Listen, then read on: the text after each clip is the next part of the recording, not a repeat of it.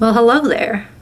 This is not Olivia, but this is Tarot and Coffee with Olivia. My name's Joan Corvid. I'll be your guest reader for today. So, I've read cards throughout most of my life, since I was in maybe 5th grade, but I'm not the seasoned professional reader that Olivia is, so I hope my perspective is helpful. And I just want to thank all of you for being here with me during my first ever YouTube reading. So today I'm using a very, very beautiful deck called the Universal Fantasy Tarot deck with art by Paolo Martinello. I'm not sure if I'm pronouncing that right, but either way, I'm going to put more details in the description if you're interested. It really is just a gorgeous deck. I try to stay in keeping with Olivia's usual formula, and so I picked out a thought of the day. And my thought of the day is a thought from one of my all-time favorite philosophers, Angela Davis. If you're unfamiliar with Angela Davis, I highly recommend any of her works, honestly. She's an amazing political activist and author. She's written several books, and a lot of what she's written is super relevant to things going on today. So, in any case, here's a quote from Angela Davis. "Radical simply means grasping things at the root." So, I really like this quote. I think we get stuck in a lot of mental traps thinking that things need to be a certain way because they've always been that way, supposedly. We generally accept the systems we're born into, and it's not till a certain point in our lives that we begin to question who created those systems, what their motives were, the efficiency and fairness of those systems. So basically, radical thinking is when you challenge deep-rooted narratives, ideas, and systems that are already in place.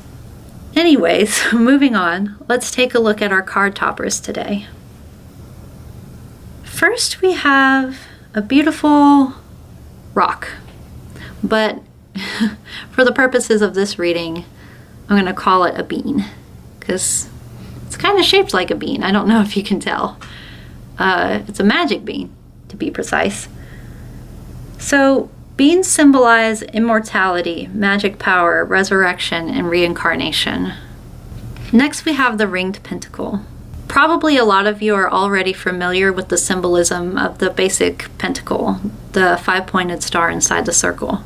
In witchcraft, the symbolism of the pentacle is basically earth, air, water, fire, and spirit, all encircled by the universe. But with the ringed pentacle, the rings tie all of those elements together, creating balance and harmony. So here we have a purple heart. It's a very pretty glass purple heart with a flower inside it. For those of us in the United States, the Purple Heart has a very specific meaning associated with the military. The Purple Heart is awarded to veterans as a symbol of honor and sacrifice. But more broadly, the Purple Heart is a symbol of sensitive, understanding, and compassionate love. So, last but not least, we have a cute little bell.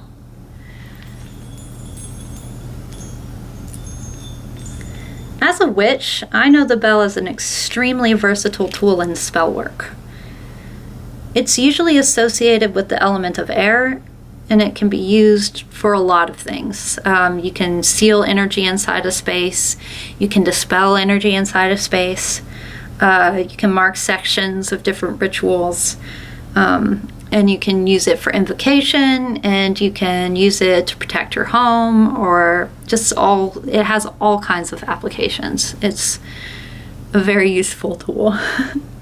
But it also just, it sounds pretty, it looks pretty. I like it a lot. So go ahead and take some time to think about which card to pick. You can pause the video if you like. As Olivia usually says, there's really no right or wrong way to pick a card. You can do eeny, meeny, miny, moe. You can pick the card that draws your eye. You can pick the one with the prettiest topper, just however you want to do it. All right, I'm gonna start over here because this is my left from where I am. And here is the first card. The 10 of Wands, the Ten of Wands. It's such a beautiful card. I'm going to say that about all of these. They're all very beautiful. So I'm going to go ahead and read from the little booklet that came with the cards, and then I'm going to elaborate on it. The description of this card from the booklet that came with the deck is: the ability to focus on results, ignoring all distracting thoughts, is a skill shared by artists and warriors. This card pictures an artist painting a portrait, and the rods themselves frame the artist's canvas. I feel like the artist who made these cards was kind of channeling the very sentiment that it depicts. I feel like this card represents a calling, the single-mindedness of knowing that something needs to be done, and not just for some practical purpose, but for a reason you can't necessarily articulate and might not even know until you've achieved your goal. Now, this card was drawn in the reverse position. If this is your card today, maybe you're being held back by a lack of perspective. Maybe your passion project feels insignificant because of the way we assign value to things in our society. Maybe there are naysayers in your life. People who are especially critical of your dreams and goals. Maybe their opinion of your work is discouraging you from doing something you otherwise feel is important. Perhaps there's a part of yourself telling you that you shouldn't be feeling the way you feel, or maybe that you shouldn't be supposedly wasting time on something you're passionate about. This doesn't just apply to artistic endeavors, even though it's an artist on the card. This can apply to your faith, your political beliefs, your job, your morality, whatever you're investing your time, your determination, and energy into. So, as for an assignment, my advice is to try to tune out the voices around you and tune into yourself. Think about the things that bring you joy, the times when you were most content and most fulfilled. If you try looking at the big picture and think about the things you regret not trying and not doing more of, maybe you'll rediscover your conviction or your sense of purpose. It's just not helpful to be bogged down by what people around you think is valuable, because you're the only one who knows what's valuable to you, and it's really hard to motivate yourself to do things that you just don't care about in your heart of hearts. You're likely to go farther following something that you truly believe in. All right, so this is the next card. The Five of Wands. However bitter a conflict may be, however tragic its outcome, we will always be able to stand up for our ideas and principles. So, this card depicts a fierce competition between the five rods themselves. It's such an interesting depiction. The rods are actually the beaks of these birds, and it looks like they're competing over this other little interesting looking winged creature that looks like it might be an insect or something. So they're all like these big old birds competing for this tiny little thing. It makes sense. This card has a lot to do with being in a competitive environment. In its reverse position, the Five of Wands indicates that there might not be any reconciliation between your peers or your colleagues or whoever you're in competition with. You might have to rely solely on yourself in this instance. Similar to the Ten of Rods, if this is your card, you'll have to look for strength and conviction within. I'd say maintain a sense of integrity, but also, hold on to your ambition too. You can carry yourself through this conflict if you stay true to your ideals. All right, so the next card is the Lovers. Heartaches are often the symptom of an interior desire for change that concerns many other aspects of our life. So, I feel like the meaning of that in particular is the way we love others has so much to do with how we grow up. Thinking about the love we felt or didn't feel as a child. To take what we've been taught about love and then grow up and then try to figure out if that's the type of love we even want out of life. It's a huge endeavor.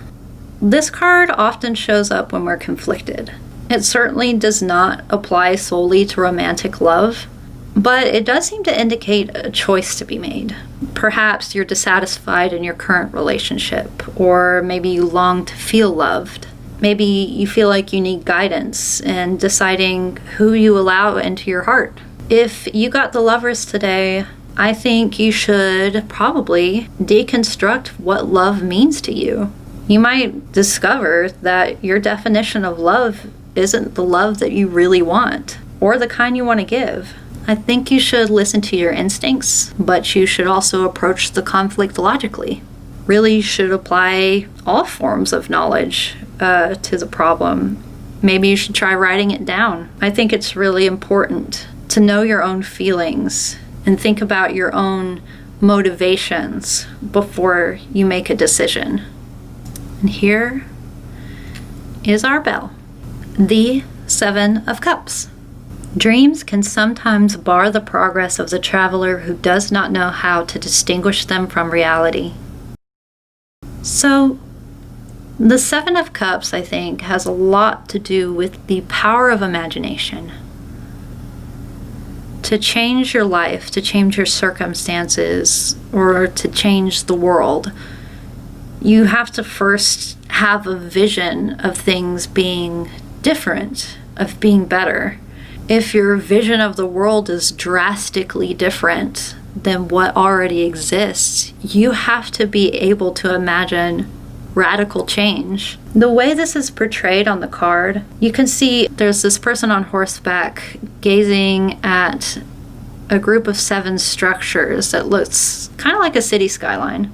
If you got this card, maybe your visions of the future are really bleak. Maybe things have been so tough lately and it's really hard for you to picture a future where you're happy or where things are better or where you don't have to struggle with the things you're struggling with.